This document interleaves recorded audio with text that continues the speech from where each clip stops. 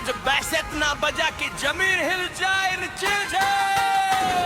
उस स्टेज पे चढ़ी तो भीड़वा खुदे खो जाए तो कमरिया में ब्लूटूथ जुड़ गई, दिलवा हमारा ऑटोमेटिकली उड़ गई। जब जब तू स्टेज पे घूम सहाही पूरा गढ़वा लोटपोट हो गई। ले जा कमरिया में ब्लूटूथ जुड़ गई, दिलवा हमारा ऑटोमेटिकली उड़ गई। जब जब तू स्टेज पे घूम सहाही पूरा गढ़वा लोटपोट हो गई। ले जा लाल होठवा सिग्नल दे लाई हकिया दे रट लोगिन कर ला। डीजे बोले वॉल्यूम फुल कर दे और इसका लो हो जाला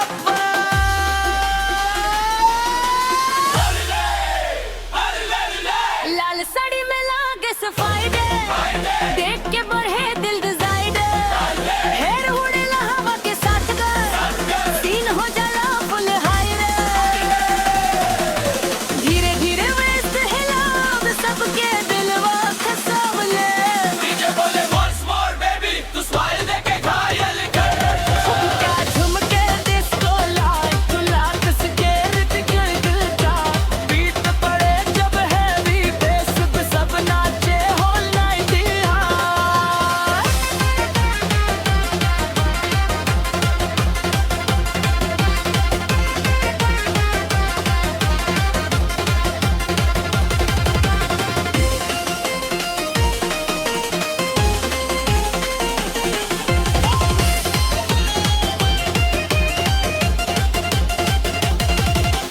हाई हील वाली चाल तो हर सीधा दिल पे करे वार। एक नजरिया में घायल करके बना दिल से प्यार बीमार। फोनवा पे रील बन जाला, हर लाइन ट्रेंड हो जाला। थोड़े नाच के आगे मर दे, पूरा ऑर्केस्ट्रा फेल हो जाला।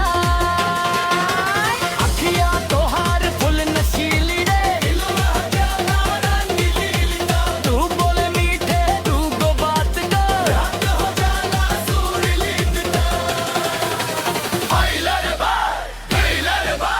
दिलवा बोले पासा जरा, रात जवा मौसम क्रेजिया।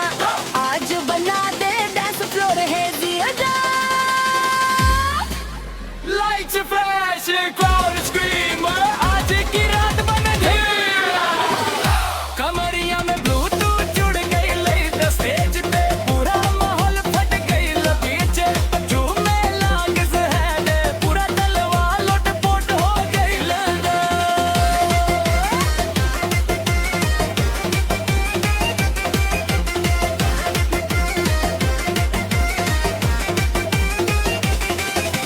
तोरे पीछे लड़का लाइन लगा, सबके सपना तू बन जावे। बाकिर हमरा दिल के क्वीन सिर्फ हमरा में मुस्कावे।